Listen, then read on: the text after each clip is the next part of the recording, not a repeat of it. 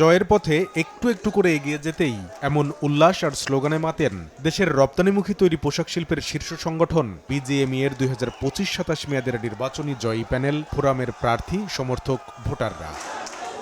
শনিবার সকালে শুরু হয় এবারের ভোট যুদ্ধে জয় পেয়েছেন ফোরামের প্যানেল লিডার মাহমুদ হাসান খান বাবু।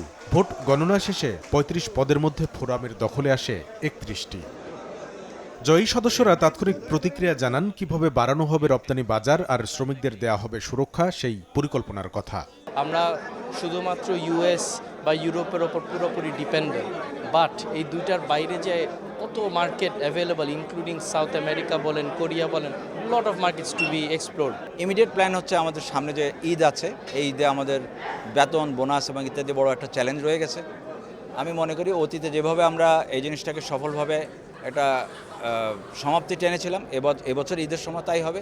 এ সময় ফোরামের প্যানেল লিডার দিলেন সম্মিলিতভাবে দেশের পোশাক শিল্পকে এগিয়ে নেয়ার প্রতিশ্রুতি। এই মুহূর্তের প্রায়োরিটি হলো গ্যাস, বিদ্যুৎ, ইলেকট্রিসিটির সমস্যার সমাধান করা।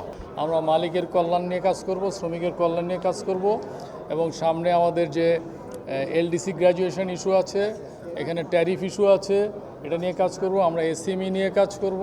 পোশাক শিল্প হচ্ছে life line of the economy, সুতরাং এখানে আমরা যদি একসাথে কাজ করি আমরা ভালো করব, দেশের ইকোনমি ভালো হবে।